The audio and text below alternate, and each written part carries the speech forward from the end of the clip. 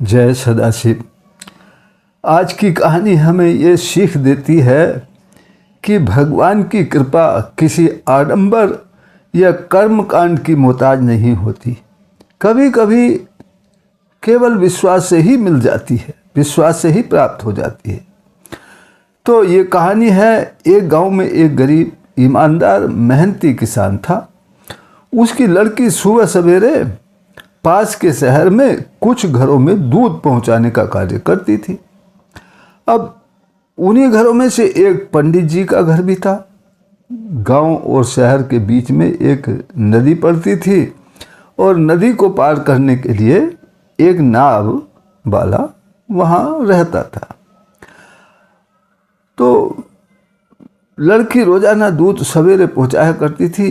एक दिन नाव के देरी से मिलने पर लड़की को दूध पहुंचाने में देर हो गई। तो जब पंडित जी के घर पहुंची तो पंडित जी नाराज होकर कहने लगे, अब मैं इस दूध को लेकर क्या करूंगा? आज तेरी वजह से भोलेनाथ को बिना खीर के ही भोग लगाना पड़ा। पंडित जी उसी दूध से खीर बनाकर शिव जी और माता पार्वती को भोग लगाते थे। लड़की ने डरते हुए कहा, अंकल आज नाव समय पर ना मिलने से देरी हो गई। नदी पार करने के लिए एक ही नाव रहती है, वो दूसरे किनारे पर थी, उसको वापस आने में देर हो गई, इसलिए मुझे देर हो गई। पंडित जी ने यूं ही कह दिया हंसते हुए, अरे बेटी, लोग तो शिव शिव कहते हुए सागर पार कर जाते हैं, समुद्रों को पार कर जाते हैं, तेरे से एक नदी पार नहीं होती। लड़की ने ऐसा सुना और शिव शिव रटने लगी कि अगर शिव शिव कहने से समुद्र पार हो जाते हैं तो मैं नदी पार जरूर हो जाऊंगी। और शिव शिव रटते हुए नदी पर पहुंची और शिव शिव रटते हुए नदी पार कर गई। अब उसकी दूध पहुंचाने में देरी नहीं होती थी, वो रोजाना समय से दूध पहुंचा दिया करती थी। एक दिन पंडित जी ने कहा, बेटा आजकल नदी पर ज़्यादा नाव आ गई हैं क्या? अब तो तुझे कभी देर होती ही नहीं। लड़की बोली, अंकल अब मुझे नदी पार करने के लिए नाव की जरूरत नहीं पड़ती है। आपका बताया हुआ मंत्र शिव शिव जपती हूँ और नदी पार कर लेती हूँ। पंडित बड़ा आश्चर्यचकित हुए। क्या कहा? क्या कह रही है तू नदी पार कर लेती है चल करके? लड़की ने कहा, जी अंकल। अब पंडित जी को विश्वास नहीं हुआ।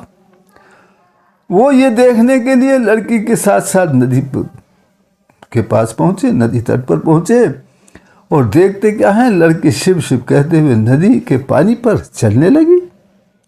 अब पंडित जी ने सोचा, मैं तो बहुत समय से शिव शिव का जाप करता हूँ और शिव को भोग भी लगाता हूँ, सारा कर्म कांड करता हूँ, मैं भी देखता हूँ। पंडित जी ने जो ही नदी में पैर डाला, धड़ाम से नदी में गिर पड़े।